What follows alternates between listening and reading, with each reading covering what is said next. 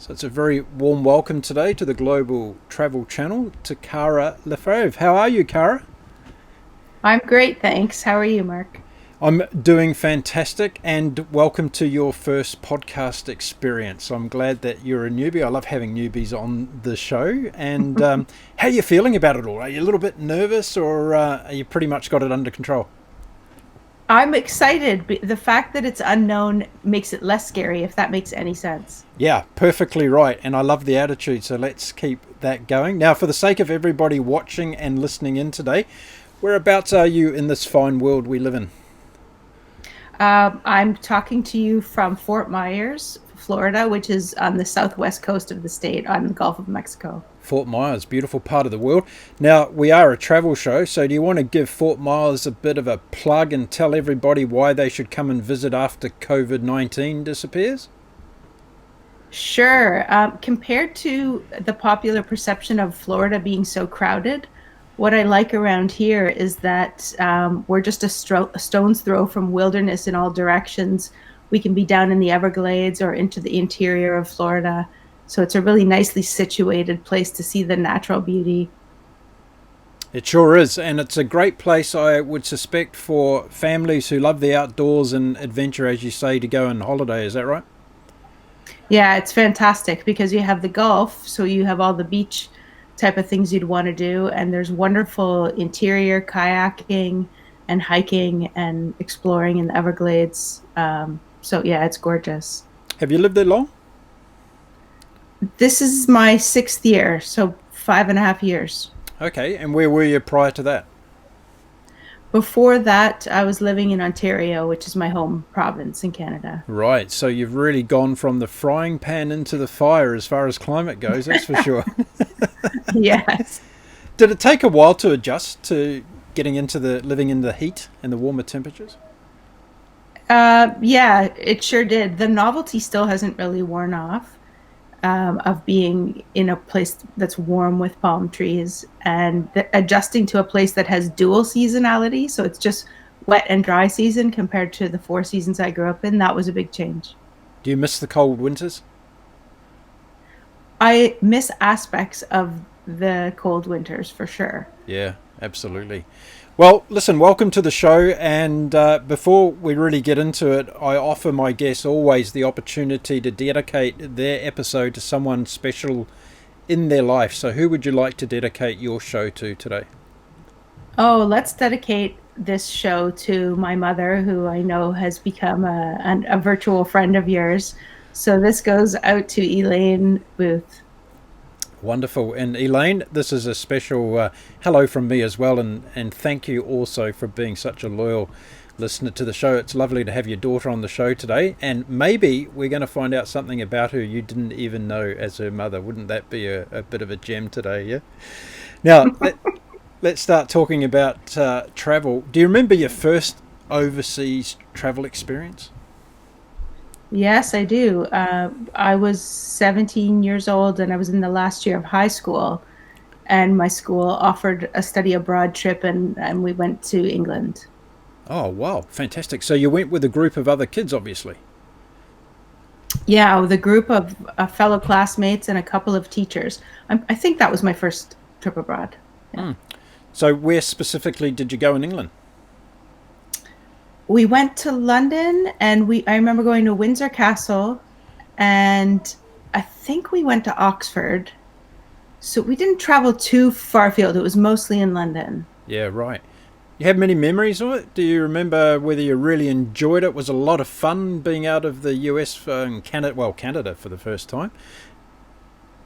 Yeah, it was very exciting, the idea of getting the passport for the first time, because back then we didn't need a passport to go into the US from Canada. So that was the first time I needed one. And I do have good memories. They're percolating back as I'm talking to you. So we went to the Isle of Wight. I remember that Mm. was a Mm. a really fun trip. And what about, I talk to a lot of my guests about their first travel experience, and they kind of say, well, it was the time where I got the travel bug. I just wanted to do more and more traveling after that first experience. Was that something that you remembered as well, that you wanted to just travel a lot more after seeing England? Yes, I definitely do remember that, but it was because Canada is such a big country, it was the traveling within Canada and the diversity I could see that gave me the hunger, I think, to start traveling more in the first place. You hadn't travelled a lot around Canada at that stage? Yeah, I had as a kid. I mean, within our part of the country in the east part, and that's what I mean. It's those experiences of doing road trips as a family that gave me a desire to explore even more. We have a number of listeners up in Canada, so a shout out to all of them, including your mother, of course. What are some of your favourite spots in Canada? Oh, wow. I've I've spent time in every province and all three territories. So there's favorites everywhere. I'm trying to think. In Quebec, there are a lot of beautiful places that I enjoyed when I lived there for 2 years in Quebec City. So going to the Gaspé and up the Saguenay to go whale watching. Um, I tend to strike for the extremes and the coasts. So whether that's west, north or east. So I would say Newfoundland on the east coast, and then in the west, in British Columbia, Haida Gwaii, the Queen Mm-hmm. Charlotte Islands, is Mm-hmm. somewhere that really made an impression on me. Yeah, beautiful part of the world. So I always love plugging countries and territories on the show because people are always asking for travel tips. So if someone's listening today and they're thinking about the western side of Canada to go and visit, what would be a couple of spots you would say are must-do places in the west side of Canada? I think a must is going to Calgary and then branching out from there into the Rockies. And I'd like to do more of that myself. I haven't done it too much, but heading to all the different mountain parks we have there, Banff and Jasper, and many other places. And then, of course, in British Columbia, I mean, it's so big and so vast, but you can head up the passage on the west coast up toward Alaska and do that by boat. You must know all about that as a Yeah. mariner, and it's just absolutely stunning. Those coastlines, really rugged, beautiful country. Actually, I'm following a couple at the moment who are on a sailboat on YouTube, and they're up in that part of the world in winter time, which is obviously a little bit hardcore and tough, but they're having a wonderful, wonderful time. It's such a beautiful part of the world. And don't forget also, Canada has some of the best train journeys in the world as well. So if you want to hop on a train and go and see some of those places that Kara has just mentioned, then I would highly recommend those as well, particularly up through the Banff Ferry and all around there. It's absolutely beautiful, isn't it? Absolutely, you can go straight across to Vancouver, and of course, I have to mention that Vancouver is one of the most stunning cities. I mean, I have a lot of favorite cities around the world that are on the coast, but Vancouver is just so majestic. And then you can head over to Vancouver Island, and yeah, it's endless the exploring you can do over there. Yeah, that's right. So if you are going to Vancouver, take your umbrella because chances are that you'll probably need it at some stage, Kara. Is that correct? Yeah, it can be rainy and cloudy. Yeah, absolutely. Now let's go back to your early days of travel, and when you went to England and all around that time.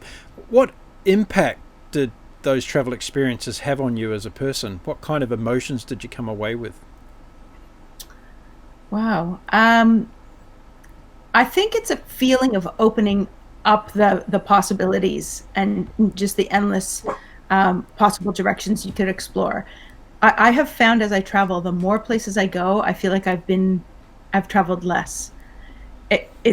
You feel like wherever you're traveling, it's a straight line, and then you look at the whole world, and it just makes me hungry to keep exploring. So I remember having that feeling even in London, and going, to some of the markets and the different neighborhoods, and just every single thing you do is turning over a rock and finding something new underneath. So it just creates this the passion for doing more of that, I guess.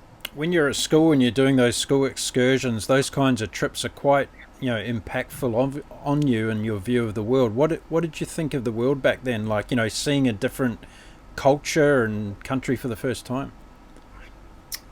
Um, Having grown up in downtown Toronto, which is one of the most multicultural cities in the world, that was part of the fabric of how I thought from being a small child. So that part wasn't new to me. but experiencing that in a completely different setting was exciting.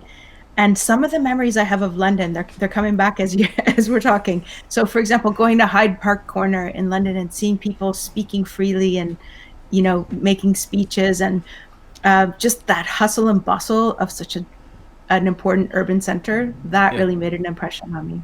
What did you have any impressions that you remember about the food and trying the English food for the first time? Yeah, I do. I remember going to different pubs, and that was fun. But I remember eating amazing curries in different restaurants in London and being, delighted to see that that was part of the cuisine in England, because that wasn't my perception of England. Yeah, many people have said the best curries in the world are in London, and you'd be hard pressed to go and find better. Actually, that's for sure. So, what about the group that you travelled with? Was it something that brought you closer together in terms of the bonding with your fellow schoolmates, and usually does when you go on a trip like that? Yeah, I think so, because there's only a couple of people that I remember from the trip, and they're the ones that I really connected with and spent the most time with. And what's really fun about that was when we got back to Toronto, there was one friend in particular who I connected with on that trip. It made us want to explore our own city so much more. And, I was just at the cusp of adulthood, so I hadn't explored all the pockets of Toronto very much. And suddenly we realized we could do the same thing we'd been doing in London back in Toronto. And that was exciting. Yeah, that's really beautiful. And I think that's one of the many benefits that's come out of COVID-19 as well, is that a lot of people have had to explore their own backyard a lot more. And Hmm. we see it around the world that domestic tourism has really taken off because people have been shut down in their countries. And I think it's a great thing when we go out into our own neighbourhoods and find out some of those hidden gems that we didn't even know about our own cities. Yeah, have you done that a lot when you're in places that you've been? Just gone and explored the local neighbourhoods? Yeah, I definitely like to do that. You're making me think of New York City as well. And in that sense, it reminds me of Toronto, that it's a city of neighborhoods. And so the outside perception is that living in a place like that would feel isolating, and you're just a number of millions among millions, right? But when you actually live within the city core, and you have a neighborhood that you connect with, it totally becomes familiar and alive. And then you get to explore all those other little worlds, those neighborhoods within the city. That's what I love about traveling and also living in different places. You have a different perspective on whether you live in a place versus whether you're a tourist in a place, and you see a city in a lot of different ways. Have you lived in different places where you've had that experience, where you've kind of found so many new things to the city because you live there versus being a tourist? Yeah, definitely. Quebec City comes to mind. I went there, on one of the first family trips we did when I was young, a couple of times on road trips. And then I went back as an adult for a job and lived there for 2 years. And it felt like a dream come true, first of all, to go to a place that was such a famous tourist spot, but then to get to see it from more of a day-to-day perspective was amazing. Yeah. And how have those cities changed that you've been to in different times of your life? Have you seen a lot of change within those cities? Ooh, I'm not sure if I saw enough of it early on in my life to see that trajectory. Mm-hmm. Um, yeah, I don't think I had the chance to see that. Okay. Now you've travelled a lot with your job. What do you actually do for a job? I am a wildlife biologist and a conservation biologist and a college professor. So I hear you have a specific connection to bird life. Is that right? Yeah, I tend to study birds in my research for so many reasons, and it's funny because tomorrow morning is my first lecture of the year with my new ornithology class. So I was really thinking about that today. When I talked to them about how I even came to do it. So Hmm. yeah. So how did you get into it? What was your trajectory into becoming an ornithologist? Well, as a kid, I was very interested in nature and biology, so I chose to study zoology as a degree as an undergrad. I didn't know a lot about birds. I liked them. That's about all I knew. I thought they were beautiful. And the first job I got as a researcher, as a summer research assistant, I was not working on birds, but I went up to the Canadian Arctic, and most of the people at the field station where I was working were there to work on birds. And it just was this mind-blowing introduction to this field, because I got to see all these projects going on and what people did. And ever since then, I've pretty much worked on birds. Yeah, fantastic. So it's taken you to some pretty exciting places around the world, I'm sure. Can you run through some of them for us and tell us where some of the more exciting places have been that you've been to check out birds? Sure. One of the really special things you get to do as a field biologist is go to places that are hard to get to for tourists, that especially birders love to go to, and it's hard for them and expensive for them to get there. But if you get to go on a research expedition or project, it's a real gift to get to see it from a different perspective. So the first place that I went to that was like that is the place I just mentioned, where I first got introduced to birds, and that was in Churchill, Manitoba, up on Hudson Bay. And that of course is famous for its polar bear movements through that area.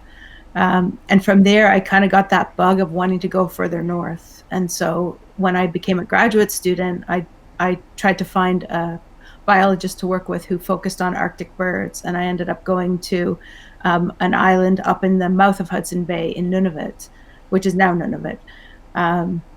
So it's an uninhabited island up in the low Arctic. It's not the high Arctic, but I don't even have the words to describe how fantastic it was to get to go there and to live in really simple conditions and observe seabirds and walruses and polar bears.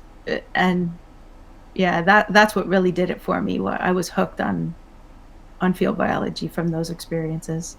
I'll tell you what, I'm going to ask you a couple of questions about it, because I'm very naive about your field of expertise, so please excuse my naive questions around this. So what time of the year do you travel? Do you have to travel a specific time of the year to go and do research on birds?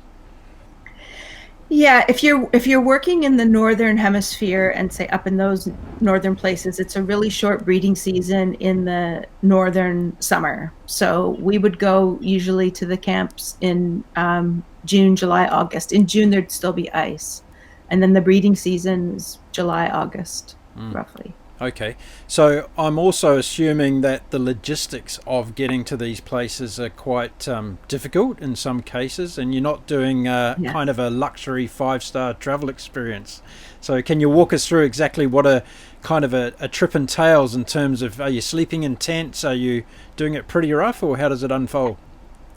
Yeah, well, can I start with how we even get there? Because to these places, you can't even get there commercially usually, right? So to get to Coates Island, where I was working, you go to Iqaluit, which is the capital of the territory of Nunavut. And so you'd fly from Ottawa usually. And then there's a field station there that supports researchers working all across that area in the Eastern Arctic. And then the person running our project would commission small planes, a Twin Otter or Cessna, something like that, to fly us out to the island. We would land on a beach, and there'd usually be 4 or 5 people on this flight, and then we'd have to figure out how to haul all of our gear for the summer up onto the cliffs, where we'd be staying in a small wooden cabin that holds 5 people. No facilities beyond that, a tent for some food, and we'd make our own shower out of a barrel. And cook with camp gear and make our own privy, and I mean, really rustic. And I did that when I went up there. I guess I was in my early 20s, and none of that fazed me at all. It was just so exciting to get to go on that kind of adventure. Yeah, I bet it was. How large is the community of people that go to these research? Are we talking about tens of people? Are we talking about hundreds of people? What's a typical group size? For that project, that's been going for a good 30 years now, I think, run by the Canadian Wildlife Service, there would be no more than 6 people at a time at that camp, maybe 8 or 10 even as a maximum, but it's just one little group. And then, other kinds of research projects have bigger field stations with more elaborate facilities and can support more people. And then I've been on projects where it's just been 2 of us. Right, out okay, in the so bush. it's a variety of different sizes. Now, there's a lot, of course, going on around the world in talk about climate change and all the rest of it. You've been up close and personal with the bird life for many years. Have you seen dramatic changes from an ecological point of view from the bird life in different places that you've travelled to?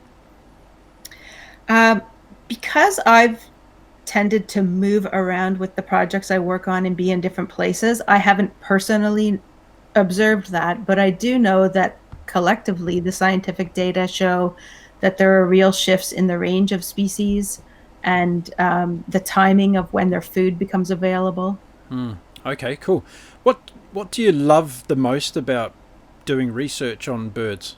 Is there a specific aspect of it that you really enjoy the most? Um, let's see.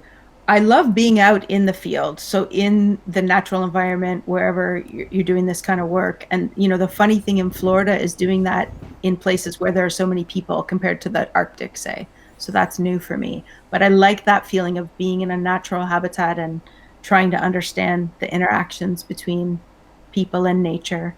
Uh, Birds in general, why I think they're so amazing, and this is coming right out of my lecture tomorrow morning. uh, they're they're magical. They seem like magic. They have the power to fly, Yeah.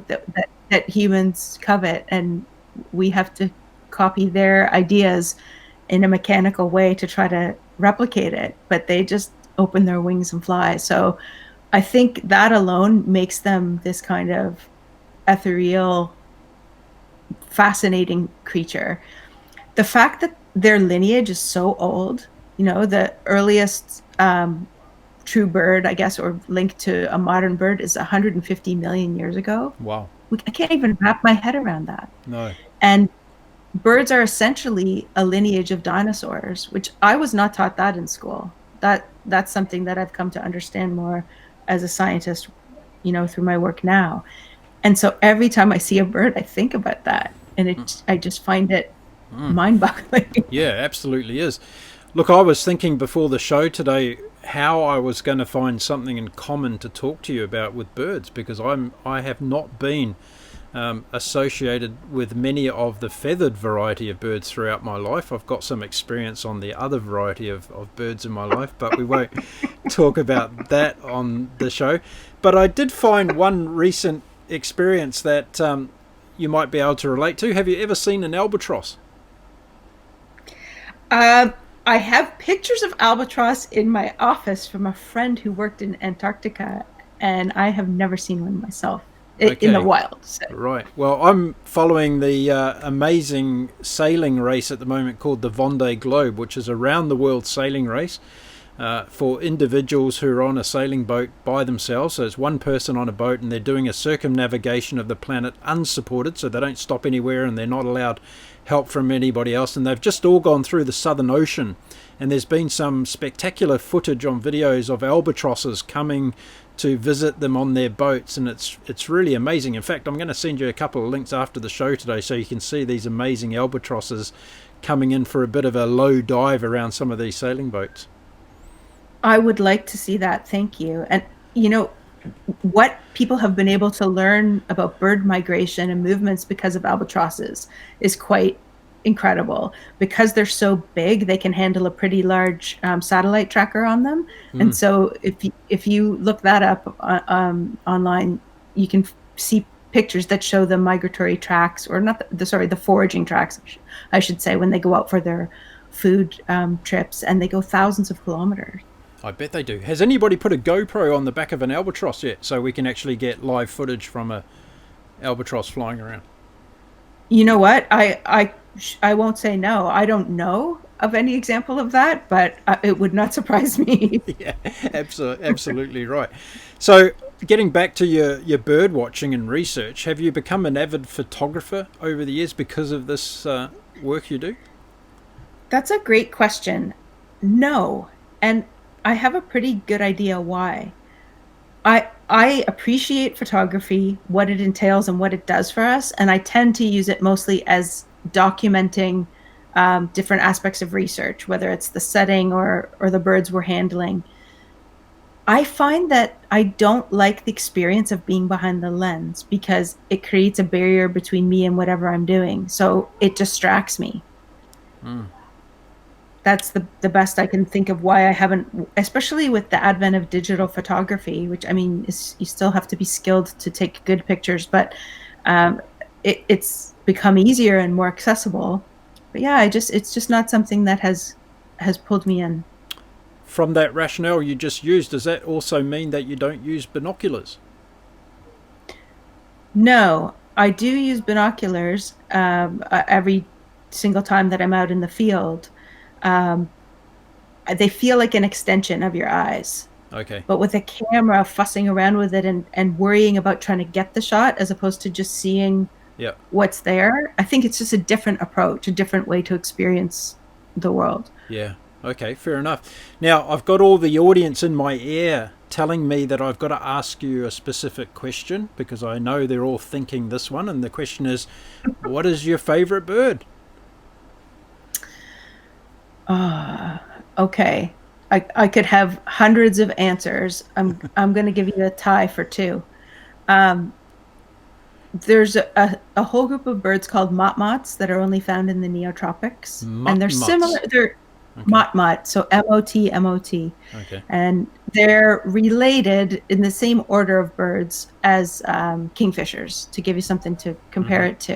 Mm-hmm. But they have this incredible tail where the two central tail feathers, um, some of the barbs are worn away, so it looks like a racket. Imagine a squash racket. Mm-hmm. And they use their tail like this as a pendulum.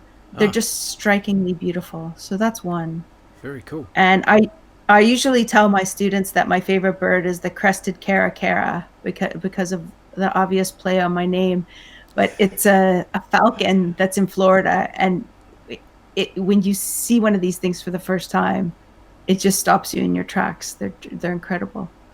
So, what's a bird that you haven't seen yet that you would love to see? An albatross. An albatross. There you go. Have you seen a kiwi? No, because I haven't been to New Zealand. I've been to Australia, but not New Zealand. Sorry. Shame on you. Okay, so we've got to get Yeah, you to I'm New saving Zealand. it. We've got to get you to I'm New Zealand. saving it. Yep. Plenty of kiwis there, but they're very difficult to spot, as you're probably aware if you've done any homework on them. They only come out at night, and they're foraging around on the floor of the forest and the woods, so they're quite difficult to come across. And if you're going to head down to New Zealand, you should get out to the Chatham Islands, which are 800 kilometres off the east coast of New Zealand. Bird sanctuary paradise there for a lot of birds that can't be found anywhere else in the world. So there you go. My limited knowledge of bird research is trying to help you out in the southern Pacific there. Oh, that sounds wonderful. See, because I love going to islands, and then when I get to an island, what I want to go to where I want to go after that is the next island, and just keep exploring further and further away. I love doing that, so I'll check it out. I'm planning to go to New Zealand. See, it's one of those places that's expensive to travel, so you have to wait till later in life if you're not from around there. Well, I tell you what, a lot of people don't know this. New Zealand is actually made up of 600 islands. A lot of people don't know that fact, and I'd hesitate to say, but I'm pretty sure there's probably bird life on every one of those 600 islands. So if you make your way down there at some stage, you've got a lot of bird watching to do, that's for sure. Amazing. Has there been a trip that you've done, whether it be for work or for pleasure, where you've come away and thought that that trip really changed your life in some way? Yes, definitely. Um, the place that I think is the most amazing in the sense of it's hard to get to and rare to go to is an island I went to that's at the very tip of the Aleutian Island chain, Mm-hmm. almost all the way to Russian territory. Mm-hmm. It's called Atu. Atu, okay. Hmm. And some people know it because it's the only place on technically U.S. soil, even though it's way out in the middle of the ocean, that had any action during World War II. And so it was a battle site there. Um, Is it in the Bering Sea, is going it? It's in the Pacific, Oh, so it's in the in the very very North North Pacific. Pacific. Right, okay. Yeah, so on a map, if you can imagine where Kamchatka comes out in the northeast of Yep, Russia, yep, if I'm getting it right, then there are the Commander Islands, I think they're called, and then you go into the very end of the western tip of the Aleutian chain, and I think it's straight north of New Zealand. Actually, I think there's nothing between there and New Zealand. I mean, no large landmass, not right. nothing. Excuse me. Yeah, So getting there was just insane. It was, I think, a 5 or 6 hour flight from Kodiak or from the west coast of Alaska yep. on a Coast Guard Hercules. And then we stayed in these old World War II barracks that were abandoned. And we were there studying a certain kind of bird that the PhD student I was working with was researching. Going there was on so many levels life changing. Um, it was so far removed from anywhere else, and I was really aware of that while we were there. And it looked different than anywhere else I'd been. Mm-hmm. There are, I think it's volcanic beaches. I don't know the correct term to call it, but this kind of black sand and mountainous, and there were sea otters everywhere. I'd go walking on the beach and see sea otters with babies on their bellies and stellar sea lions and seabirds, and it was just surreal. It was, yeah, like being in a movie with Dr. Dolittle or something with all these creatures in the ocean too. And yeah, it was amazing. So it must take some kind of adjustment to come back to, dare I say, the real world after you've been on some of these trips, and you're in such amazingly remote and beautiful, parts of nature, and then you come back to this other world, which is, the concrete jungles and suburbia. How long does it take you to adjust back into that kind of life? I don't remember feeling a big cultural clash when I came back. I felt that more when I'd done long backpacking trips for a Mm. really long period of time and then coming back. But one really neat thing, Mark, is I did those trips when I was a young woman, an undergraduate and a young graduate student, and it was before there was internet. And sounds crazy. When we wanted to communicate from the Arctic islands I told you about at the beginning, it was by radio sced back to the base in Iqaluit, and that was it. Otherwise, we wrote letters that got taken out by helicopter once in a while. Wow. So, in the cool thing about that is it wasn't distracting. I'm Yeah. imagining what that's like now, and I bet people are there, Facebooking with their friends. I don't know. But Yeah. I'm really grateful that I got to experience that at a time when you really were removed. Mm. Yeah, you must have been absorbing everything that was going on around you, because I'm sure today it would be just a selfie heaven and posting things on Instagram of the surroundings, right? Yeah, and come to think of it, that might be another reason why I'm not so much into the photography. And I realize photography as an art form is something completely different than taking snaps, but that aspect of taking pictures has never appealed to me. It's like I want to be right in the moment and seeing it and experiencing it and remembering it. Now, you mentioned earlier that you went to these places for a summer season. That's quite a long period of time. So, what was it like being there for that period of time? Were there things that you were missing about the creature comforts of home? Anything that stands out in your mind from that? Um, yeah, probably mostly missing the connections with, family and friends, like that social fabric you have. But the flip side is that when you go into a field situation like that, doing work, you make new friendships. If you connect with somebody, you can make new friendships pretty fast. Um, what did I miss?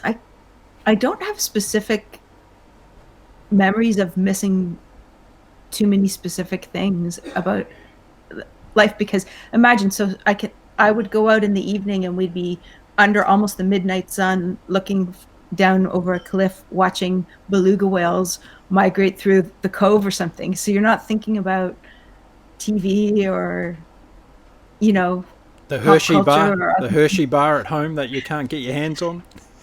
I think it's probably that, the odd sweet, and maybe having a beer now and again. Like we would bring one tiny little bottle of a favorite liqueur or something, and I would pour a capful and sit and have that under the midnight sun, and that would be it. And then I would do that again in a week to make that one little bottle last for 2 months. Oh, brilliant. Tell me, what's the gender balance when it comes to bird researchers? Are they equally male and female human beings, or are there more women doing this or more men? What's the story there?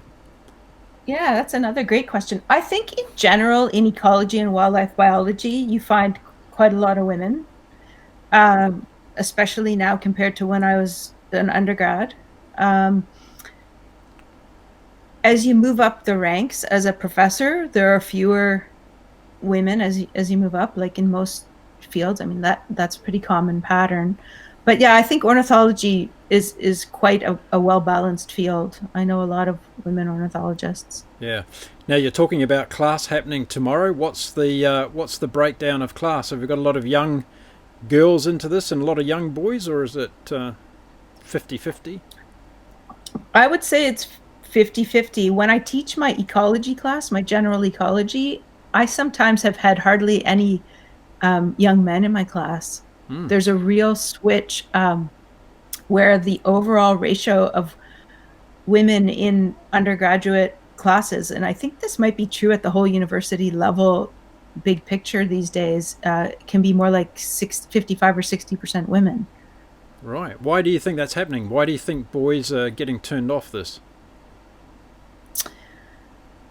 I wonder if some of it is the pull of, with so many people pursuing a university education, you hear it being described almost like an arms race, whereas in the past you needed an undergraduate degree to do something. Now, if everyone has an undergraduate degree, maybe to get certain jobs you need a master's degree. And if someone's more hungry to get right out into the workforce and knows what they want to do, maybe they feel like that's not the right path, and they could go a trades path or internships or getting practical work experience. So just more options available these days. Do you think that's what it is? I think so. And I think educational opportunities opened up more for women, in my generation, for sure. I think most friends I had coming out of school knew that was an option if they wanted it. But going before that to my mother's generation, I don't think that was a common option, a common choice for women. So there's been a real shift. And there's just more women pursuing higher education, I think. Yeah, okay, interesting. Now, you alluded to earlier that you've done a lot of backpacking back in the day, and any backpacking trips that stand out that you want to share with us today? Yeah, sure. I did 2 big trips, and I think this goes back to your question when you asked me, did going to England give me a shift in perspective and want to travel more? I think it did. I met backpackers for the first time, who are on the European circuit, and it kind of gave me a little taste of that. And then when I went to university, I knew I wanted to take a break as soon as I could and travel. And my mom will tell you this story from her perspective. I decided at the end of my first year I was going to take a year off, and my family were not too excited about that idea. So I lasted another year, and I loved school, but I was so young when I started university, and I thought, no, I'm going to take a year off. There were all these study abroad programs. And so I applied to one and got a work permit to go to France. And I took that whole school year off. So I went from, what month would I have left? In September, and came back the following April. Yeah. And worked for 3 months in France, in the Alps. Yeah. Learned to ski. Yeah. And then did the Eurail Pass, the classic route through Europe. And on that trip, I met so many Aussies and Kiwis who were I thought I was on a long trip for 9 months, and they'd been on the road for 2 years, 3 years, 5 years. And it just blew my mind. Yeah. I can tell you today that some of them that you met back then are still doing it. They haven't gone home. They only get one-way tickets, That's why that New Zealand has been one of the least visited countries during COVID-19 because no Kiwis really want to go back home there. They're still travelling around. Yeah, I met so many who they had the same plan. They would go to London because, and being from the Commonwealth too, I understood this, right? You could go as a Canadian or Yeah, Kiwi, work in London. They'd work in the pubs, save up enough money till they got their next ticket, and then go to Portugal or go to wherever, go to Thailand, yeah, and then yeah. go, go back to London until they can make enough money again. Did you do a lot of the backpacking by yourself, or were you with a friend or friends? I went with one friend from university. I was planning to go by myself, and then he decided he wanted to come with me, and so I said, "Sure, come along." And we did that whole trip together. There was one small part where he went to visit a friend in somewhere, I forget, in the Pyrenees or something, and I did something on my own. But yeah, for the most part, it was comfortable doing it with somebody else. I think I would have been pretty overwhelmed to try to do that by myself at that age. I was going to ask you about that because I ask a lot of people whether they prefer solo travel versus being with either somebody or in a group. Do you have a preference nowadays about travel? Um, like most things in life, I like a blend of the two. What I think is really nice is when you go on a trip with somebody, but you have the freedom and independence to do some things on your own and then come back together. Because Mm. I think we all know that when you're on your own, you don't get distracted by the comfort of having a friend or a travel companion with you. Uh, but I also really enjoy seeing things with someone else and appreciating that Yeah, together. yeah, absolutely. Were there any? I'm sure there was lots, but can you give us a couple of the standout places in Europe that you went to back then that you still remember well to this day?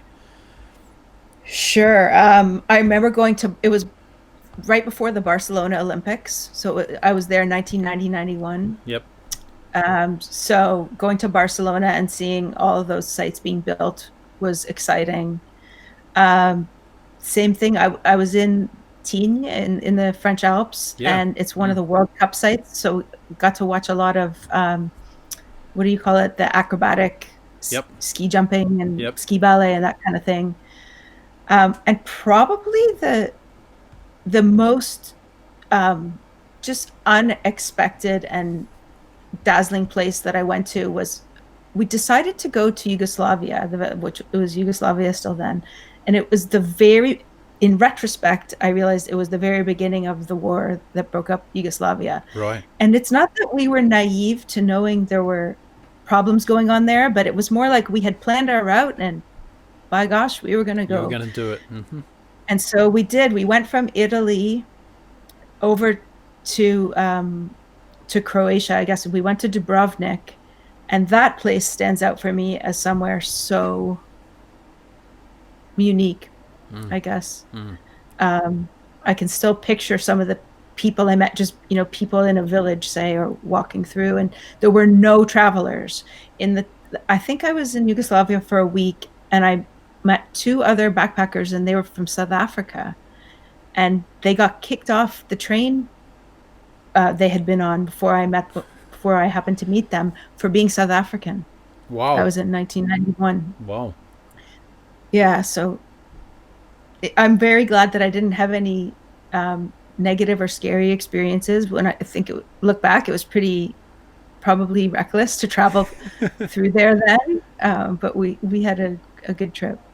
Was there any time on any of your travels where you have felt a little bit threatened from a security point of view? Have you had any incidences where you felt really uncomfortable? Yes, I have. Unfortunately, I did another long backpacking trip, kind of inspired by that 9 month long one. I knew I wanted to do a year long trip, and it took me 10 years to get to a point in life where I could do it. And I spent 6 months in Southeast Asia and South Asia, and then 6 months in Southern and Eastern Africa. Hmm. And when I tell this story to people, I say there were only 3 times in that year that I felt that my life was threatened, and they all happened within the same week. Wow. Wow. Yeah. So I got robbed at knife point at Victoria Falls Yep. in Yep. Zimbabwe. Yep. Okay. That was in 2000.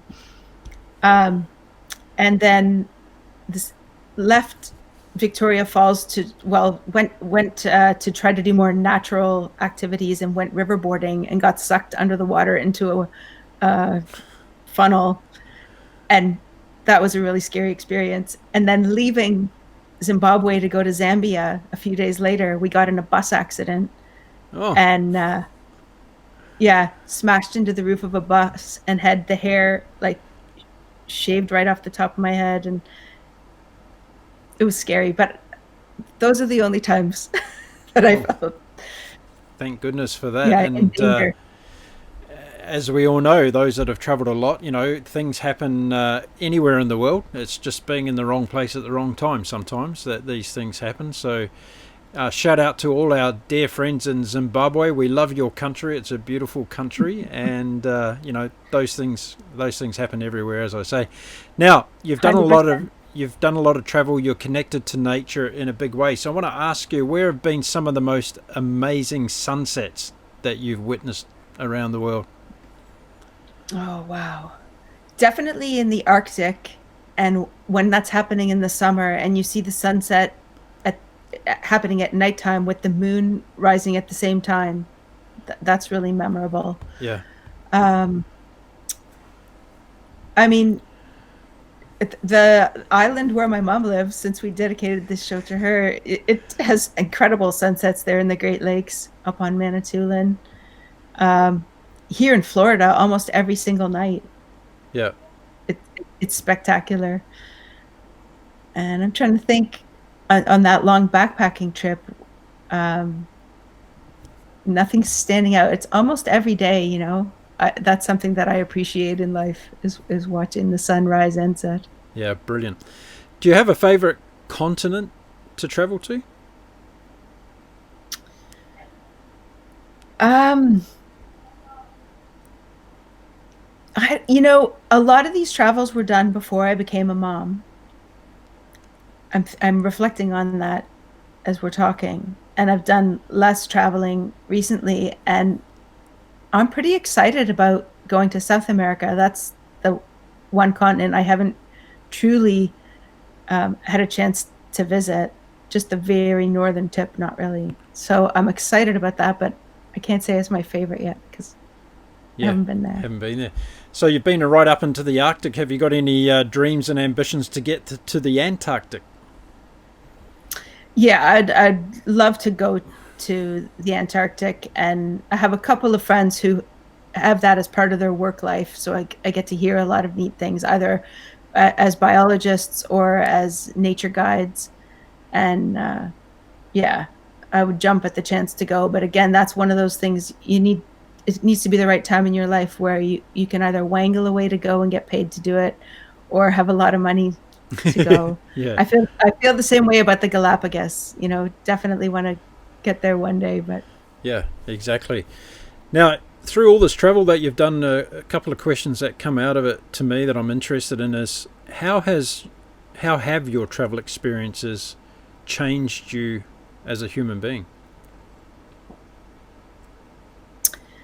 um, I think a big one for me is that it makes you realize how little you actually need in terms of material things.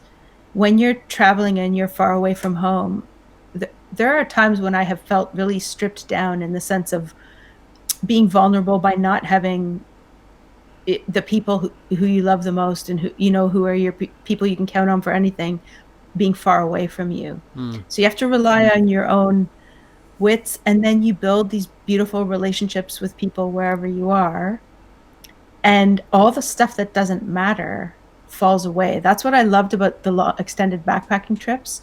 I hmm. loved the mental picture and the challenge of living out of one bag and bringing only what's essential, and then the focus is really on living in the moment and the experiences you're having. Yeah, beautiful. What have those experiences done to change your view of the world and the people of the world?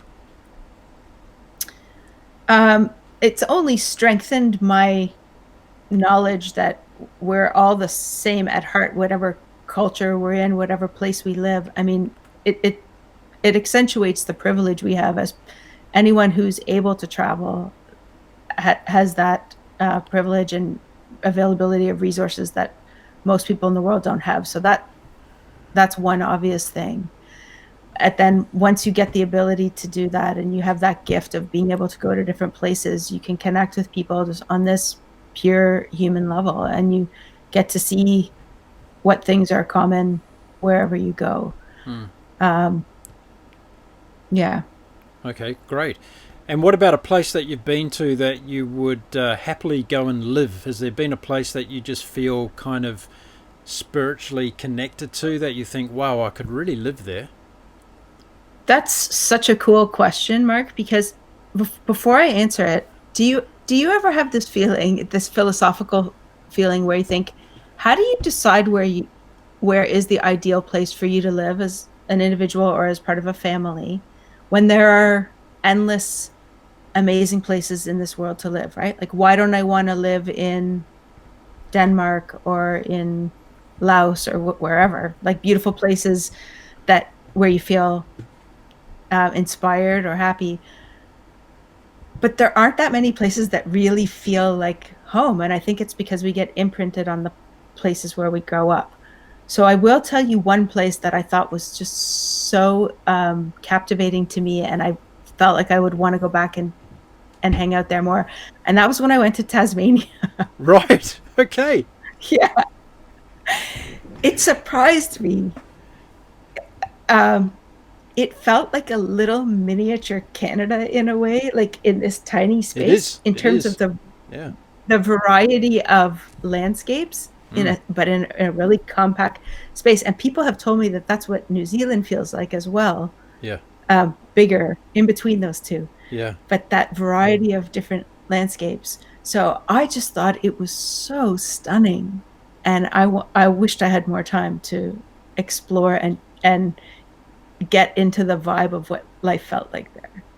Let's see if we can organise something. So here's a shout out to my dear friends in Tasmania, Ewan and Sophie, who I was only talking to this morning, Kara, and they own. And I'm going to send you some photos of their property in Tasmania, and you'll be on a plane tomorrow once you see this, because it's a bird watcher's paradise. They live in a very amazing place, and we'll see if we can set you up with a couple of rooms down there for you to go and visit, because that'd be fantastic to get you down to Tasmania.